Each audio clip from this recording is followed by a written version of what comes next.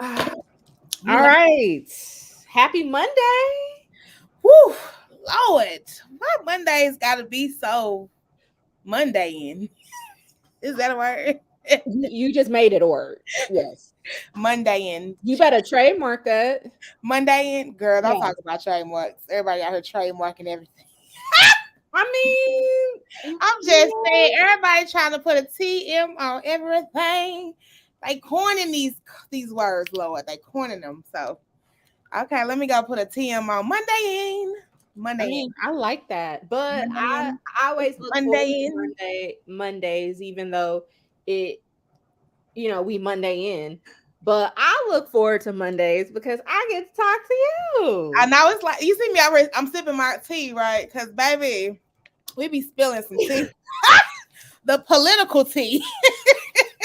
We be spilling the political tea. So yeah, I be excited about this too. Cause get the catch up on what's happening in this political world of ours, local government. Shout out to you for whew, these meetings you be attending, girl. Um, I yeah, can't say it enough. I can't say it enough. it's real. That's all I'm gonna say. Um, it's real. But Monday nights. We need a theme song, Kelly. Can we get a theme song? I know we anybody out there that hear us, Get us a theme song. hook us up. Hook us up. We on a low budget, okay? Low budget. No budget. Really. Um, so we're gonna get into this week what happened. So I think last week we started with the city folks. So I try to be an equal opportunist, right? So this week we are gonna kick it off with some highlights regarding our St. Louis County fam. So first and foremost, the St. Louis County Council. So let me rewind first. So County Executive Sam Page, he typically, he usually appoints the leadership in St. Louis County as far as the different directors of the different departments that provide services to St. Louis County residents. And also, he appoints these folks, and the county council, they also have to approve these folks. And so in the past, it's been a little drama. However, this year, 2023, let's get into this energy. The St. Louis County Council approved all of his appointees, y'all. I mean, let's get it. So we starting off pretty good. We starting off pretty good this year. So please know who these folks are. We got Karen Aresti, Department of Administration, Dr. Is it Kanika Cunningham? Kanika. I want to say Kanika. Kanika. I am Yeah. so sorry. Yeah. I'm so sorry, Dr. Kanika. I am not trying to be butchering your name there. So she is the new director of the health department. We got Mr. Scott, director of Department of Revenue. Dana Redwing, who will be the new county's attorney. We got Brian Schaefer, director of Parks and Recs. Stephanie Leon Streeter, which Stephanie Leon Street, and she's the director of the Department of Transportation and Public Works. I just think it's interesting. Her last name is Street, and she works on improving our streets. Stephanie for the streets. No, I was playing. Lord, girl. Okay. And we have Mr. Jacob Trimble, cool mustache there, bro. He is the director of the Department of Planning. So clap it up to them. Shout out to them. It's Congratulations on y'all official. new roles in the Yeah, county. Yeah, it's I can't official. wait to see what comes from the work that they put. A special shout out to Dr. Kanika Cunningham though. Shout out to her. I think she is great. I had opportunity to do a episode with her that will air eventually. But yeah, I think she's bringing some great, much needed lived experience and to her position. So shout out to her as well. But Good. And it's shout out to needed. all of them. Shout out Yeah, to all of them. Yes. And again, this was not drama filled. So not hopefully we keep that energy. they're working together. Shout out to the county council and Dr. Sam Page. Teamwork make the dream work. Come on, y'all. Keep working together. Yes, thank you. Something else I wanted to mention Yes, the county council passed a bill, basically that would impose, well, y'all as county residents, you'll have to vote on this. But if y'all approve this measure, then that means there'll be an additional 3% sales tax to recreational marijuana purchases. So again, we know the state, because we don't legalize recreational Mary Jane, right, in the state. So there's already going to be a 3% tax applied at the state level. It's looking like St. Louis County. Well, y'all got to approve it first. But if you do approve it, the county will have its tax. And then something we've also talked about, we talked about last week, there are quite a few municipalities. They'll have this exact same ballot measure for folks to vote in April, imposing an additional 3% sales tax at the municipal level. So, yeah, we'll see what Shout out happens. to all my 420 folks. Yeah, they taxing. They taxing, baby. Woo, they taxing. Because I believe state tax, city tax, county tax, municipality tax. I wonder where these taxes going to go, though. That's a great question. I am very interested in knowing that, because I can tell a few places where they could go that could be very beneficial. Child education, all across the board, but definitely early childhood education. Definitely talking about how we're supporting our school structures with teachers. That part. Roads, infrastructure. We talk about the gap in, access to internet. I'm just saying, I could name a few. Woo. You can, I hope people out there was taking notes. You just went through, just bars. Even if we talking about how they talking about policing and trainings and support to the police, and I'm just saying. So yeah, we got a lot of places this can go to and support in our community. So come on, let's work together. St. Louis County Council. Let's get it. So again, voters, y'all gonna have to vote on that. So just FYI, be aware. Be aware. So that's all I have for this week for St. Louis County. Dang, Kelly. I'm just saying, like ain't nothing else given there, but that's a good thing, I think, and just a little bit of good thing. But hopefully, yeah, we see some game changing stuff happening soon. Oh, there will be more to come. I'm sure. They getting things going again after they break. My St. Louis City fam. Yes. I'm telling y'all right now. Keep things popping. Make sure you put your seatbelt on, because this is going to be a hell of a ride, because these folks got like 3 weeks, I want to say, before they go on break. So these are Monday Night Lives. Please be sure to check them out, because it's going to be a lot of stuff going on. Speaking of development, cranes in the sky. I'm not talking about the Solange song. Love that song. But yes, the city of St. Louis, we're going to see more and more cranes in the sky. Alderman Coder, the Housing, Urban Development, and Zoning Committee meeting, it was basically his meeting this week. This dude had hella bills. It was like 5 bills, 1 resolution, seeking approval of development projects and these development projects need, tax incentives to be incentives. So I'm not going to go over all of his bills. I am going to highlight like 3 of them. And then I also want to go into a little bit more detail about another bill, not one of his bills, but something that's stirring a little bit of controversy. Another bill. So Alderman Coder, again, he's going out with a bang, because he's not running for re-election. So he ain't playing around. Really? Oh, so he like, oh yeah, let me drop this while I can. Exactly. He know what he doing. Yeah. So one of the developments he's proposing, so Laclede's Landing, and y'all, back in the day, that was the spot. Shout out to Big Daddies.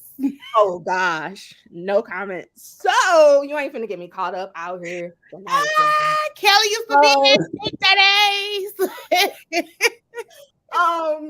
So Laclede's Landing, there are some projects in the works the development with a combined cost of about $14 million to renovate that. So I know specifically one project is looking to renovate the Morgan Street Brewery. Lord, whew, that word. So they're looking to renovate that into a mixed use situation. So, some apartments, retail, a little bit of this and a little bit of that. Another project that was discussed was some redevelopment just south of the Gateway Arch. It's also known as the Gateway South redevelopment area. So this is a multi-phase project, y'all, totaling over $1 billion total in development. And this, yeah, I know. So the first phase, we're looking at $150 million. And all of the phases, this entire project will create a design and construction innovative district. So I'm just saying, y'all. Then the last project I really wanted to highlight to y'all, there is a project on Chestnut in between 9th and 10th Streets. And this will cost $300 million. And so the pictures you see here is the current state of this building, because it's a big ass building. So what you see, this is what it looks like. Because I want people to not be saying, oh, these projects getting all these tax incentives.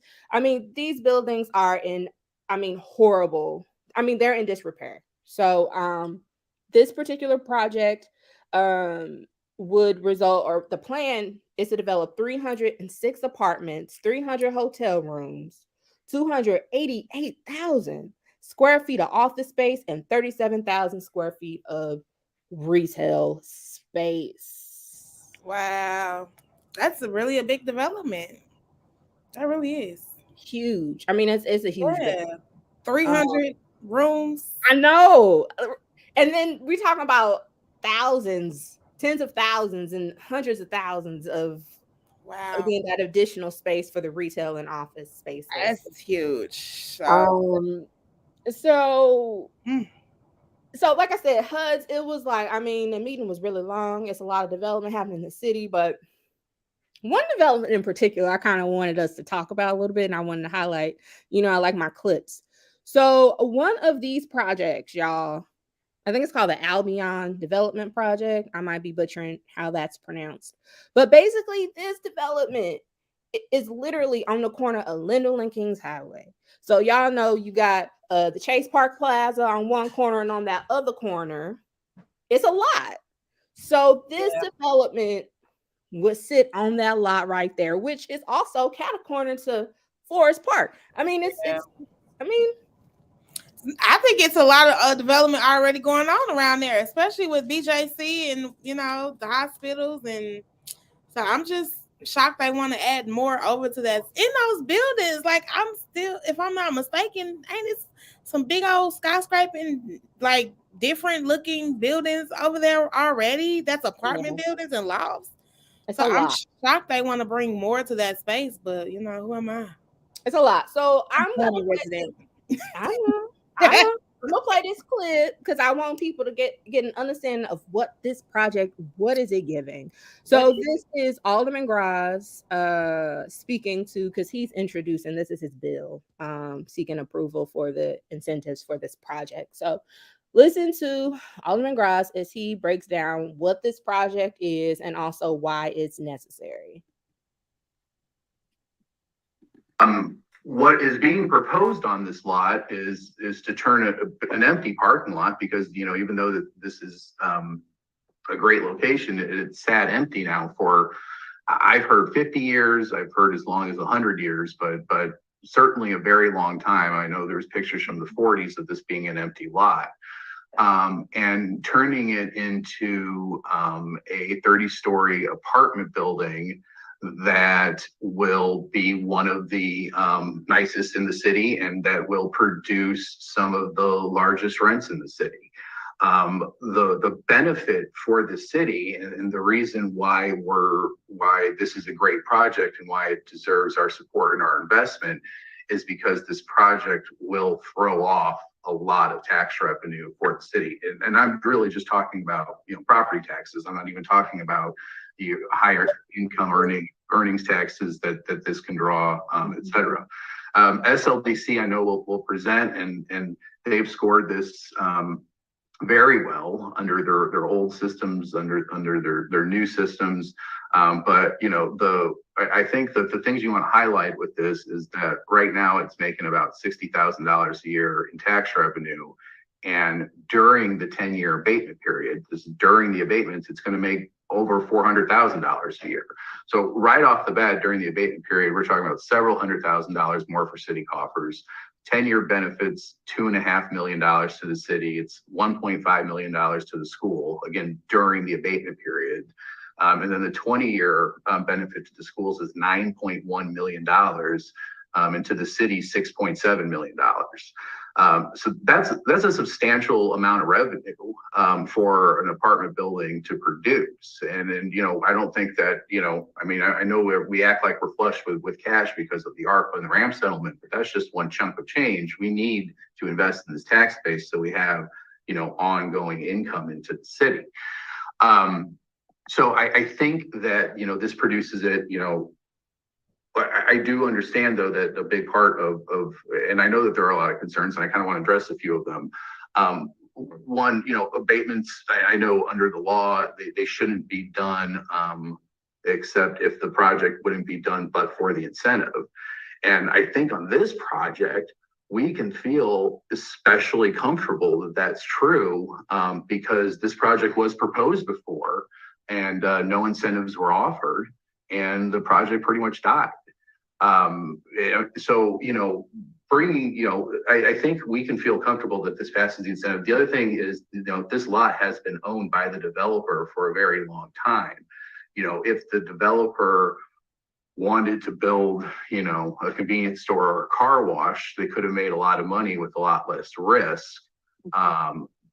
And could have done it without incentives, but they don't want to do that. They're wanting to build something that is big in scale and that, quite frankly, needs help.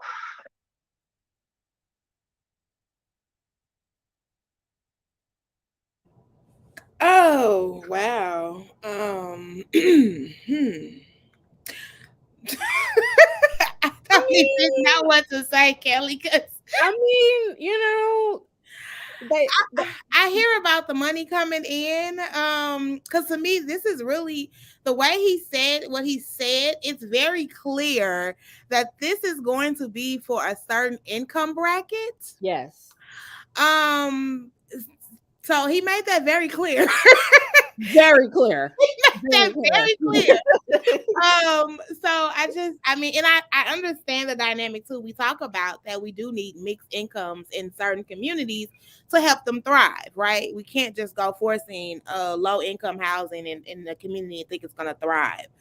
But my scare I ain't in the city though. I ain't a city resident, but my scare will come in when we start doing these types of situations and these developments, then you start pushing out other folks.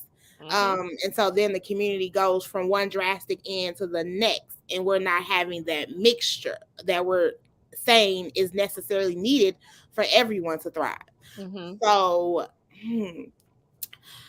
I am really interested in seeing how they vote on this and what comes of this, but he definitely made it clear who this building is targeting and who it would serve. So yeah, and again, that's looking at the math. They saying right now it's making 60 grand. You know what I'm saying? That's a lot of money to go up a year.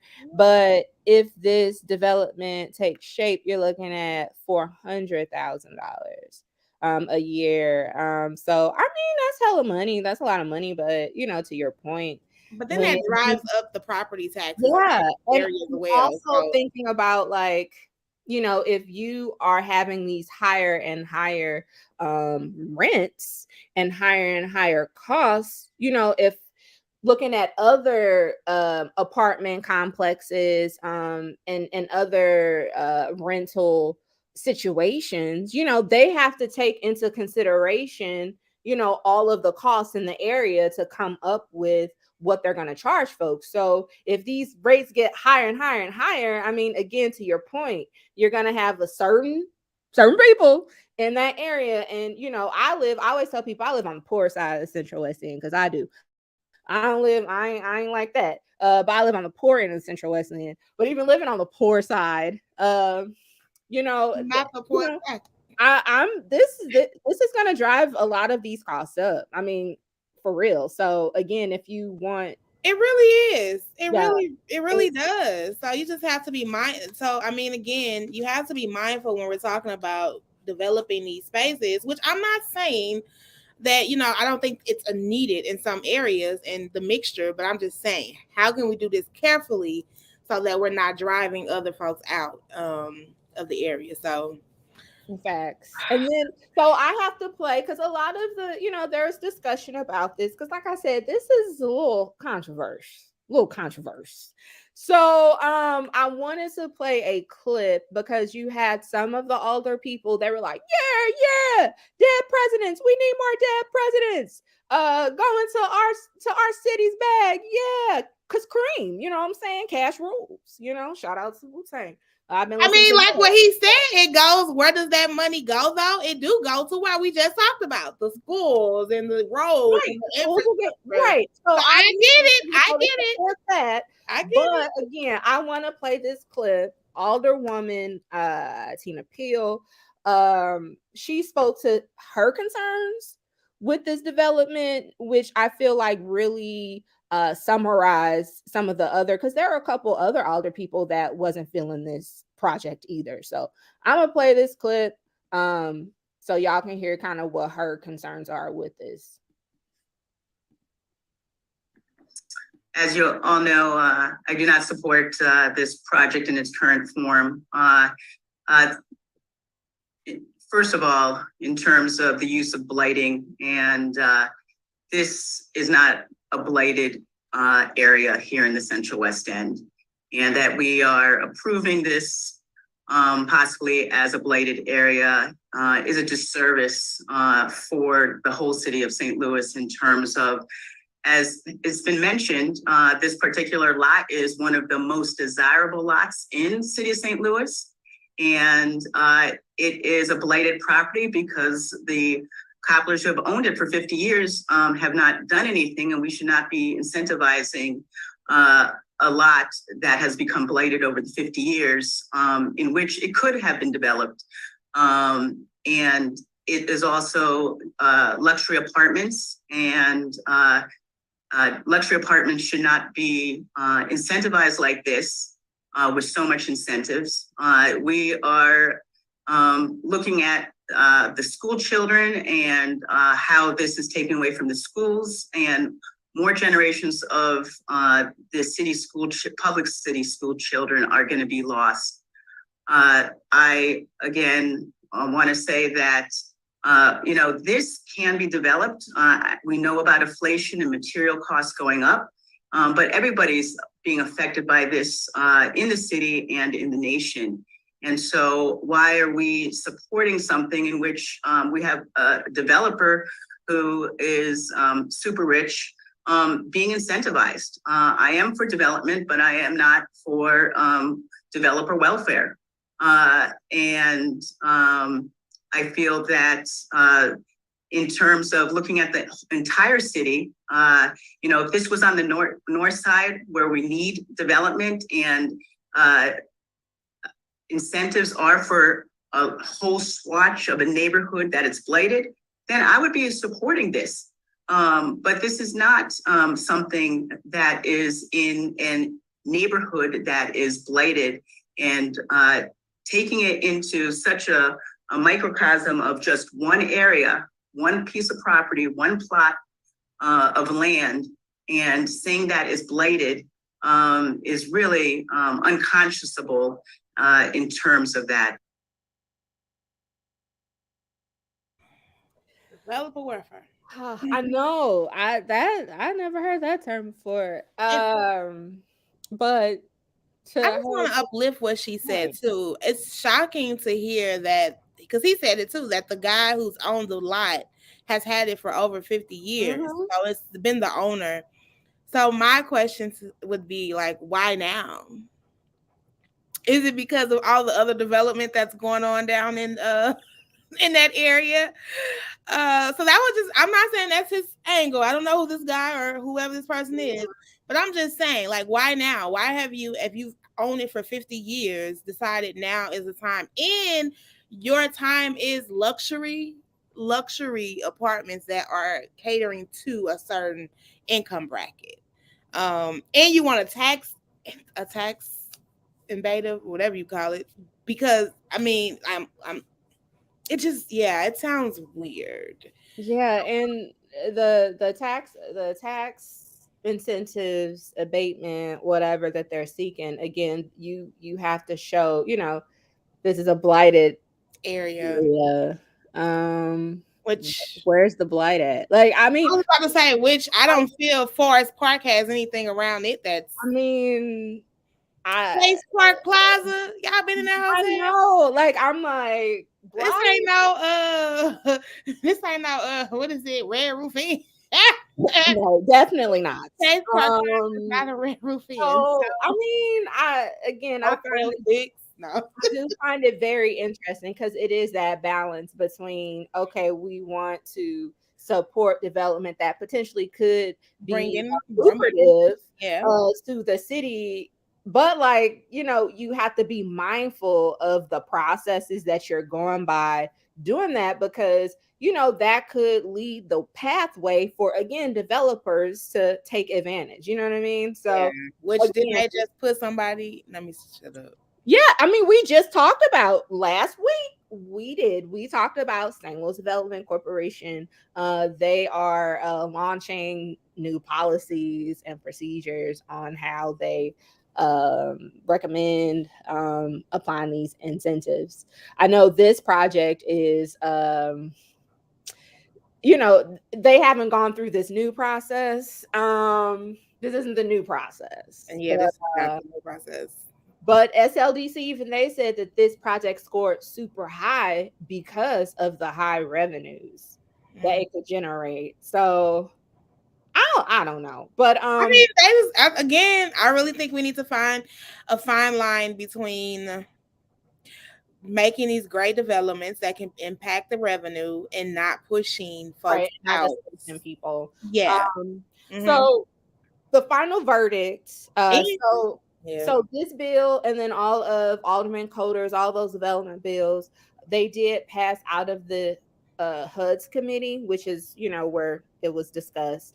They passed out of the committee with a due pass recommendation. So it will head to the full board of Aldermen for more discussion, I'm sure, and their consideration for final passage. So we'll see what happens, but I'm just, letting people know. Well, shout out to my folks in that area. What ward is that, Kelly? That is either, and I don't know if it's the 28th or the 17th. Okay. Yeah, so Central West End heavy. So I mean, it's a lot in Central West End too, though. Can you really call Central West End a blighted area at all? When I think of blighted, I'm thinking of like Hamilton and Goodfellas. And again, what is the definition of blight? I mean, I don't know what it is. I know in my mind what I think. But what we talked about, I thought it would be like neighborhoods that are not necessarily developed. They don't have access, or they don't have things in the space that are, safe and accessible, or right. I would think, again, like it's empty, it's blank. Places that have public nuisances are detrimental to the safety, well-being, and welfare of community. That's what I think. But again, so these discussions happen quite often, actually. Well, that's a good question to ask somebody next time we have all the person out here from the city. What does this mean? What is this? And they go back and forth over this on a lot of different development projects. So it's the terminology for me. But I feel like if you have the means and the resources, you can find a way. So if you've been holding on to a lot for 50 years and you still, what's up? She said, rich, you definitely must got a means to make this happen. Even if it's not that, a lot of people are giving developers can get grants and things like that as well. But and then your tax bracket that you aiming for, you probably make your money back in a couple of years. But I'm just saying, I don't know. But anyway, So to be continued. to be continued. I did want to also, again, something else, a little controversial. The Board of Aldermen, there is a bill that was perfected last week. Again, perfection does not mean final passage. Okay. But it was perfected that will increase the salary from $37,000. That's what they make in 37 and some change right now. And this new bill would increase their salary to 72 and some change, $72,000 change. Let me make $72,000. So again, like I said, this hasn't been finally passed, but it's moving down moving its own way on down the line. So I be wanting to know. How the people be feeling about this. So I spoke to the streets the way that I can with the capacity that I have. And I mean, I just asked my friends on Facebook and Instagram and wherever, and I was like, "Yo, how do y'all feel about this raise? Do you think the Board of Aldermen? Do you think they should get this raise?" And so I kind of wanted to share some of the feedback that I got from my people. I love my people. So actually, a majority of the people believe that the Board of Aldermen should make more than $37,000. I mean, I agree. They should. That's a lot of work. It's work. I give them that. But the issue is $72,000. Is that the right salary for them? So a lot of people kind of had some issues with that dollar amount, and making sure that it's specifically defined as a full-time role, because right now it's considered part-time. But we know a Board of Aldermen is not a part-time role. It's not part-time work. It's really not. Let's keep it a buck. So I did want to lift up a quote from one of my homies, my homie Ryan out there, Ryan Robinson, aka Ryan Nico. She said, quote, "$37K is outrageous though. About to have these politicians going on the east side at night to make some extra money. I mean, you gotta do what you gotta do, but they shouldn't have to do that." And also a lot of people mentioned that their responsibilities are basically going to be doubled with the wards being reduced from 28 to 14. So yeah, they need to get a little bit extra coins, so that was fine. But now y'all know, like I said, most people believe that they should make more than 37,000 a year, but you had some folks, they wasn't checking for this at all. Okay. Again, the fact that it's considered a part-time job, people like, look, they part-time. $72,000 for a part-time job. And sign me up. No comment. And then people really want to know, though, what do these folks really do? Like, what do they be doing? What do you really do? Our arguing, not playing. No, shout out to my brother. This is his quote. "If they can't give city employees a raise, then why should these trash ass aldermen get a raise?" Ooh, make it make sense. But that was a lot of the sentiments expressed. A lot of people really feel that way. We know city employees, they ain't making no dough. They should have been had a raise. So it's kind of like, so you gonna give yourself a raise, but you have the needs of our city employees. What about them? And I know, shout out to my teachers out there. We had some teachers also weighing in like, yo, shoot, we need to be making more too. Shout out to them.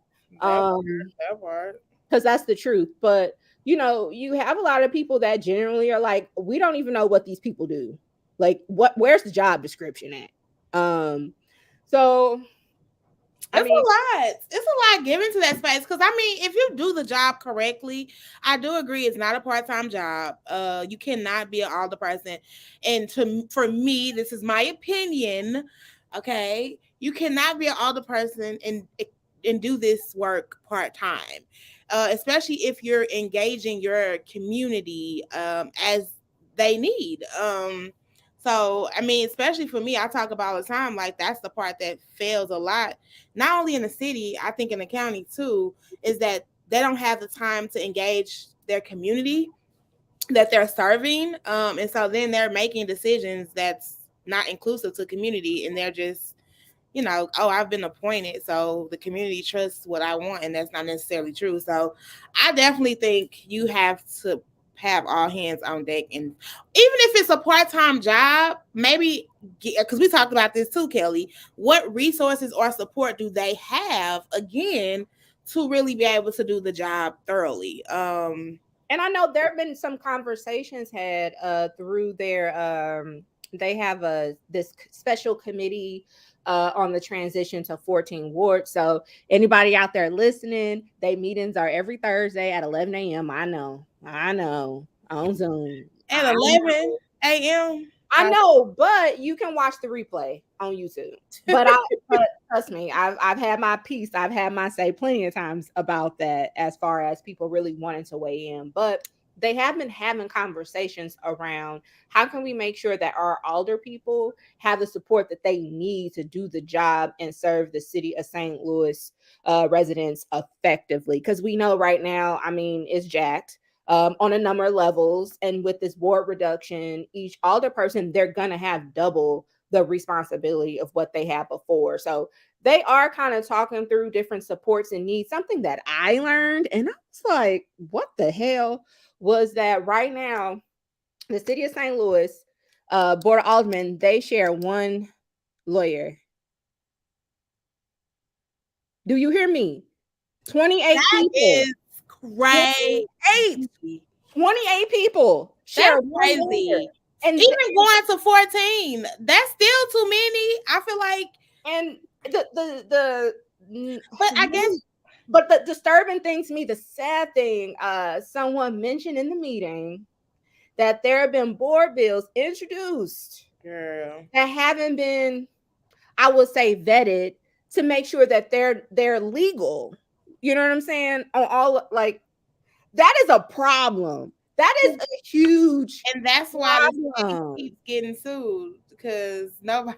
That is a huge problem. We don't need to be doing that. So it's like, is 72 grand, is that the magic number? Hell, I don't know.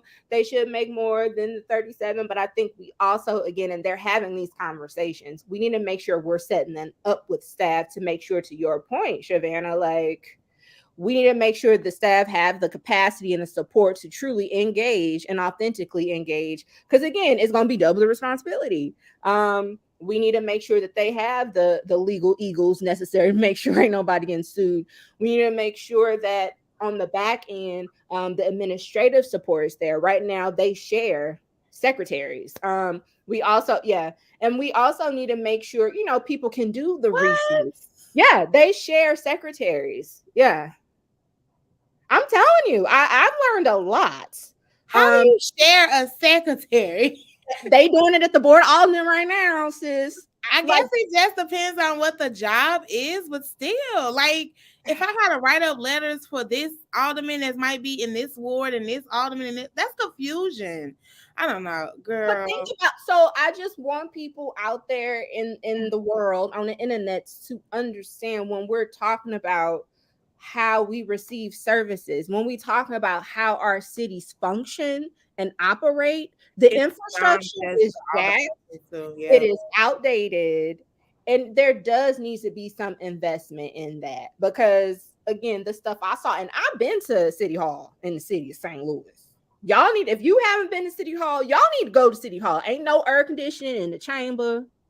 Them seats, I mean, the whole AC. Oh, no. You wouldn't catch me up with those. They be having the fan blowing, because I've been to a meeting and I was like, no, Lord, and I'm a, you know what I'm saying? I'm a Cancer baby, you know what I'm saying? Summer child running wild, but that stuff, no, I'm not trying to be sweating. No, I'm not doing that. So, okay. I just think, okay, so Whew, Lord. I know. I think it goes again beyond just, and I think this is great to highlight, right? Because we always love to pick at these elected officials. Now, let me say, some of them is trash ass, but at the end of the day, some of them are trying to do the best that they can, and this is what they're dealing with.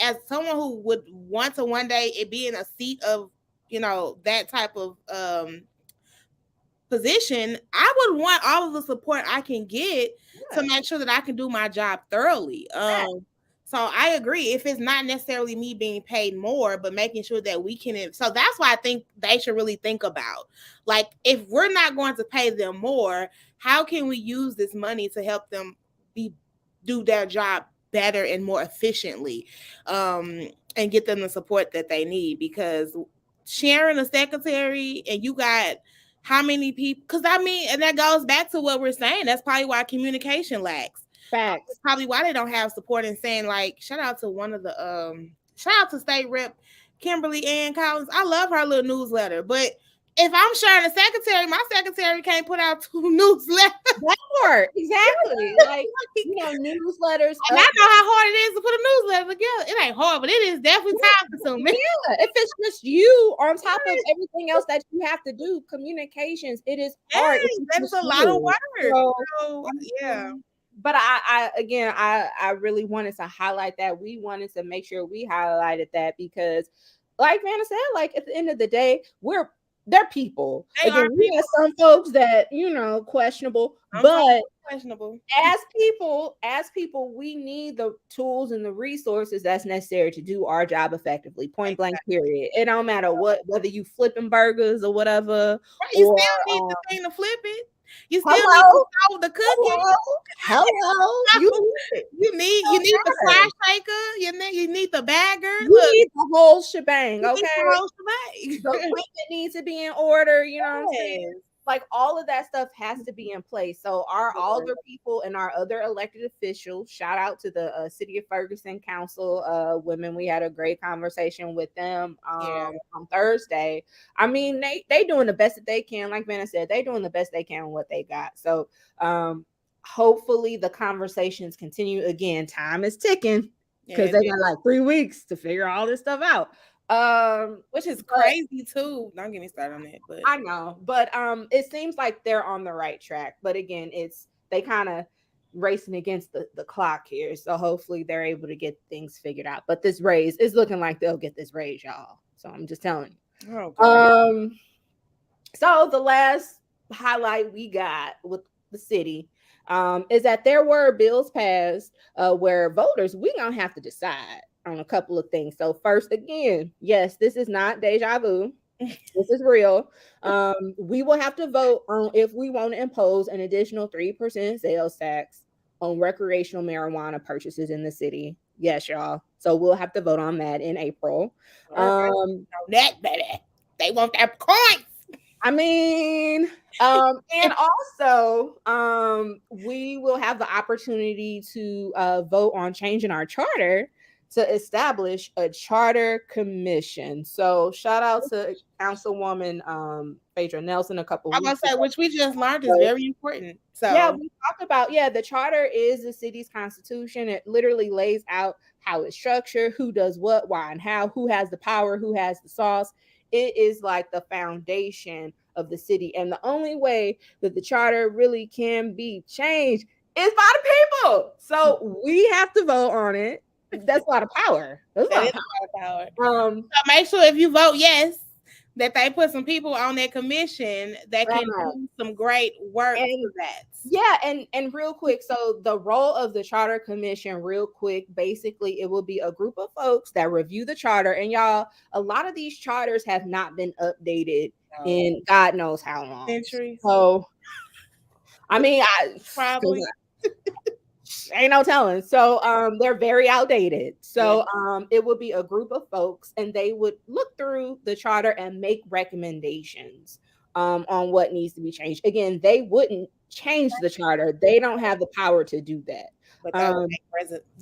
So that would bring it up and then people would have to vote on it. Yes, exactly. Yes. That's the process. Yes. So they would say we suggest this get changed and updated and the people get to say yay or nay. Yep.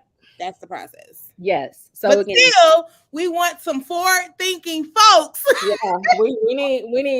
yeah, we need some fresh blood. We need some forward-thinking folks. You know what I'm saying? So then maybe I can move to the city. No, I'm Come on, Vanna, girl. Come on. gonna come live in one of those luxury sky highs. Girl, sure. I hope Let me claim it. Go ahead, girl. Go ahead. So that is it as far as our rundown.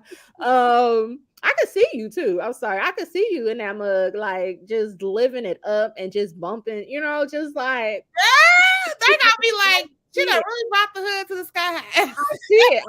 I see. I have this funny image. That would be a great show. Like for sure. That would be a really good TV show. Like episode, yeah. like I can see that.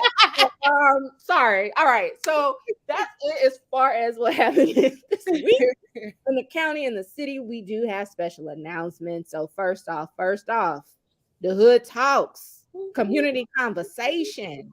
So go ahead, Vanna. Tell the people what's shaking. What you got going on, girl? So yes, February 4th, as you know, the Hood Talks podcast, every first Saturday of the month, we like to do a community panel that include community voices and talk about different topics. And so on February 4th, Valentine's Day is coming up and all that good stuff. But we're talking unity and love, the relationship between the Black man and the Black woman. Yes, we got Valentine's Day in the spirit of February, but for me, this conversation is deeper than that. As we have seen in the highlights, there's like this war between Black women and Black men. So beyond just our relationship in a love space, I think just even coming together and supporting each other, how can we do that to help move our community forward? So I'm so excited to have a guest, panelist of community members coming to join me in this conversation. Tap in February 4th. You can catch this live on YouTube, Facebook, and LinkedIn, y'all. We go live on LinkedIn now. Woo! So definitely check out the Hood Talks podcast. And that's with a DA. I would have to say that. DA, the Hood Talks podcast. Yeah. So that is such a needed conversation and something that we don't have that like real conversation because at the end of the have them, Kelly, but what it be is on social media fighting at each other. Like we need to have a legit productive conversation on, again, action oriented. How can we come together and support one another? Because we have a lot of we in some interesting times, and so we need to come together, and these divisions between us is just really counterproductive and unnecessary. I totally agree. So I appreciate being able to have this space where we can do that dialogue. So shout out to the people that's joining me. And if you're interested in joining the conversation, we have a whole lineup for this season. So again, follow the Hood Talks podcast on social media, Instagram, Facebook. Yeah. Keep in touch with us. Yes. Do that. DA Hood Talks. Yeah. I was very specific about that.